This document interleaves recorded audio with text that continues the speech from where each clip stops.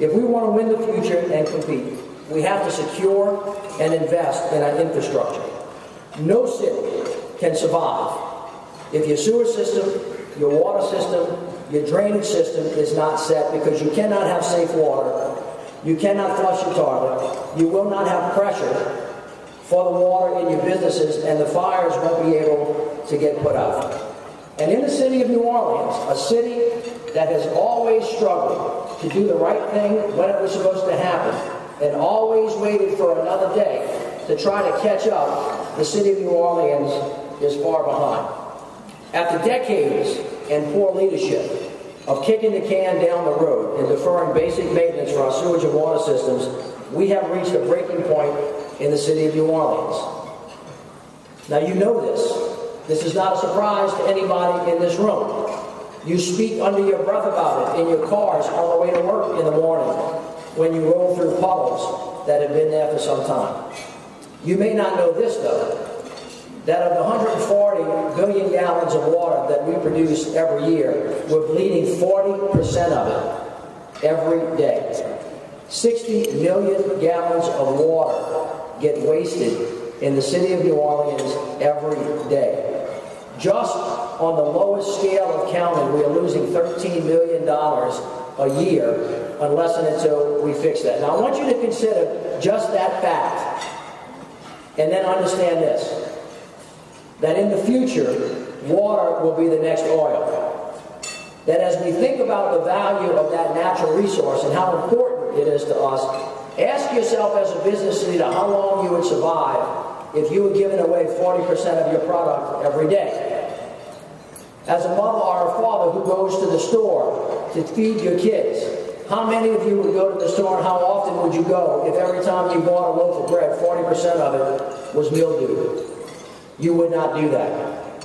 And one of the things that has occurred over time, based on the Bureau of Governmental Research's report, an organization that is renowned in the city of New Orleans, the problem has been lack of leadership, both in the political community and the business community, and on the Sewerage and Water Board, that has not effectively told the people of New Orleans what it is they need to know so that we can have the resources necessary to make our city safe and secure. As a matter of fact, as far back as 1998 or 1999, the EPA came in and said you actually potentially have sewage getting into your water system, and the EPA is now going to put you under consent decree, by the way, which we are under, and unless they give us a break, we have to be out of by 2015.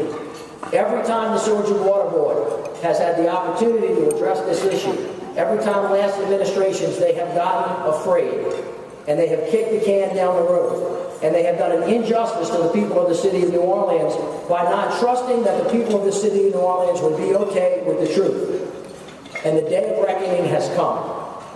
When I came into office, the Sewerage and Water Board came to me and they gave me this problem. They said, Mr. Mayor, this has to be addressed. They told me that because of the EPA deadlines that we had to raise sewer rates from 19 to 20%, and it had to be done in 3 years. I told them that we had a lot to do. I told them that we had a city that was in duress, that we had to manage our way out of a crisis, that we had to be really thoughtful, and that, by the way, the people of New Orleans did not trust the government of New Orleans, that we had to restore that trust. And so I set about doing that by, number one, asking the federal government to come in and help us create a consent decree for the New Orleans Police Department and reorganizing that entity. We are 2.5 years down the road on that. Your police department is being reformed. I told them that we had to find a way, as it relates to crime, to give the kids something to do. So we had to recreate the governance structure of the New Orleans Recreation Department, and then we had to double the funding because that was critically important.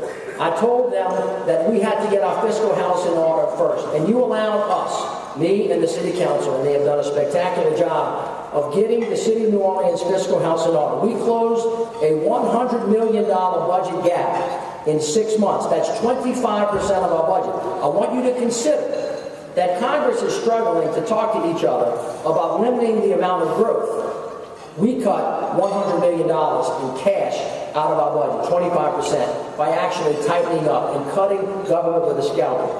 A couple of weeks ago, I announced the elimination of 17% of our boards and commissions. I heard the public really well that this government's got to get small. It's got to get fast. It has to be entrepreneurial. It cannot be wasteful. It has to be effective. And for 3 years, we have gotten to work to actually get that done. We created the NOLA Business Alliance, which is a public-private partnership to help create economic development, and that entity has created 3,500 jobs. We got at the Public Belt Railroad, completely reorganized the government structure, because we know very well that the public will not and should not give us money if they do not think their money could be set well. And by the way, I sent the Sewerage and Water Board back to work.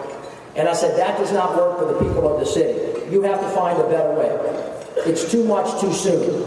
Go back and secure for me a plan that will make sure that if we ask the public for the money, that it will be invested wisely and that we will do the things we need to do. And as we began to talk about that, in the last 2.5 years, we have had 31 public meetings.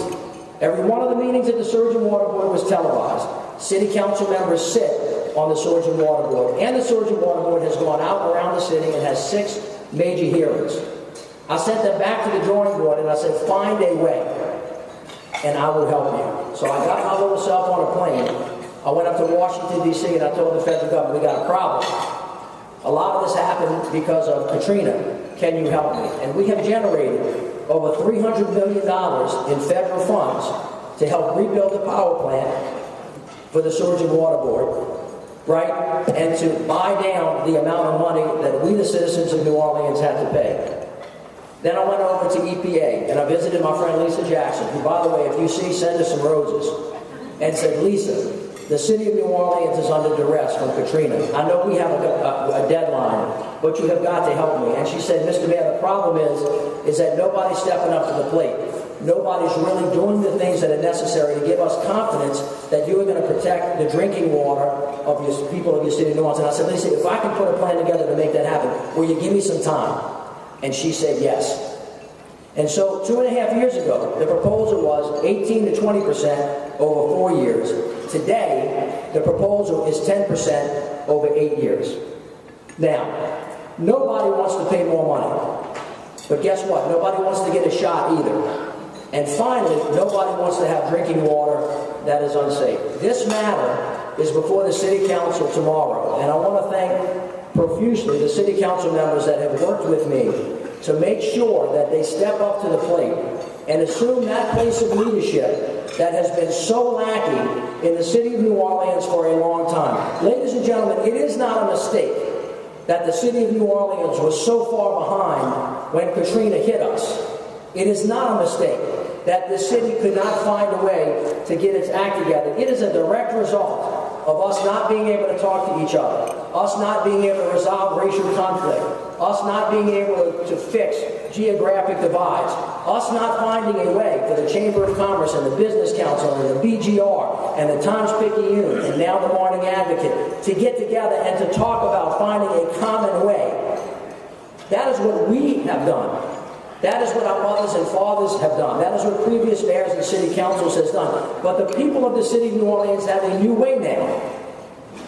And the new way is to face the challenges that have held us back so long and that threaten our viability, that stop us from being penny wise and pound foolish, and understanding that if you put it off another day, the only thing that's going to happen is it's going to cost you more, and it's going to create more uncertainty, and it's going to create less safety and security. And finally, understand this. The days are over when somebody is coming to save us. There are no free lunches. You never heard that story in Louisiana, if you didn't get your fair share, right? If you didn't get something for nothing, you didn't think you got your fair share? That's what our history is. We have to change that history. We have to completely change who we are and what we are, and it starts with confronting this notion that we have to pay for it ourselves and that we have to trust the public. Now let me speak to the council directly about this issue. This is a very scary place for elected officials to be. In the environment that we're in, you would come to believe that if you ever told the public that you have to raise rates, ask them to do something that they wouldn't want to do, make them sacrifice, they will throw you out of office. And there is some good reason to believe that historically that could be true. But let me tell you what I found out about the people of the city of New Orleans, and I learned when I was walking the streets that I ran. The people of New Orleans said, listen, we got to find a way to win.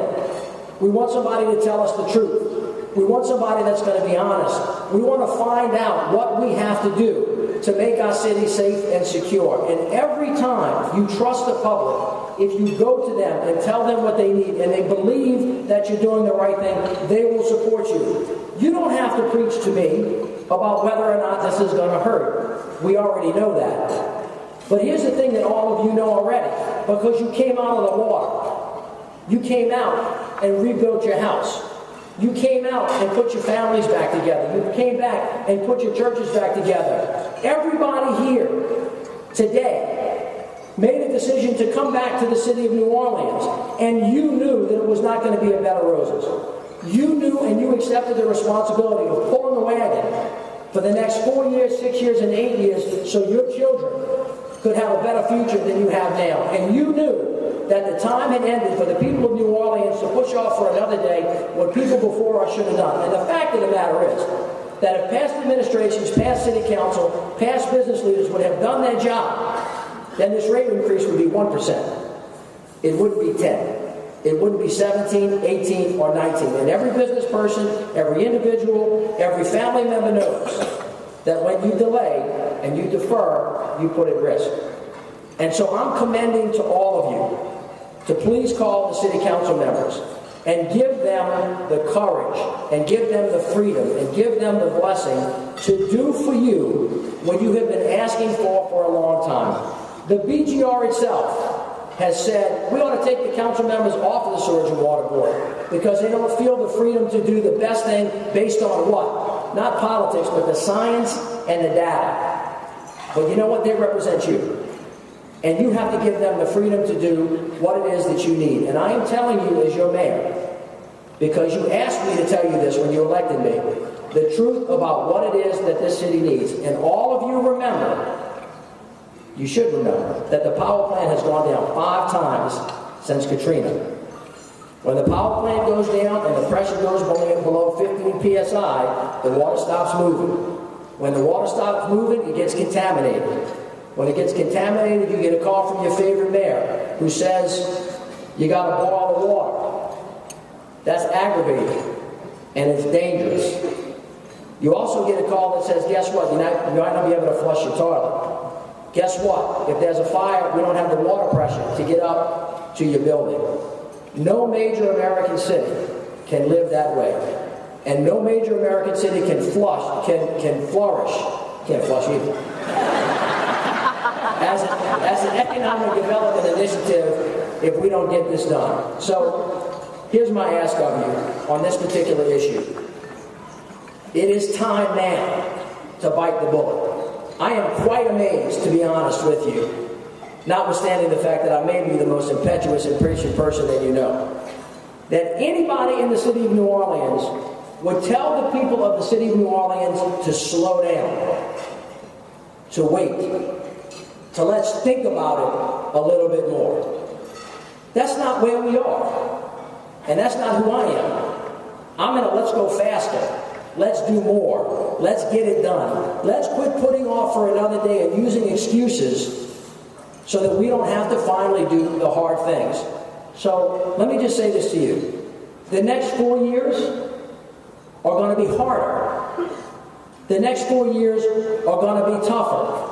If you want to be the best in the world, you got to get up early. You got to stay up late. You have to sacrifice more. You have to help out other people. And you certainly can't put off doing what somebody put on your plate because they wouldn't do it before us. If we are the ones that have responsibility for making the city of New Orleans great again, we got to pull the wagon. You got to put that rock up the hill. And there's nothing that I can do or anybody else can do to make that easier because folks that were before us did not do what they were supposed to do. Tomorrow is the day. It is, in my opinion, perhaps the most important vote that the City Council will make in this 4 years. And it is a high risk if we do not move this thing forward. I am committed to making sure that that money is spent the right way.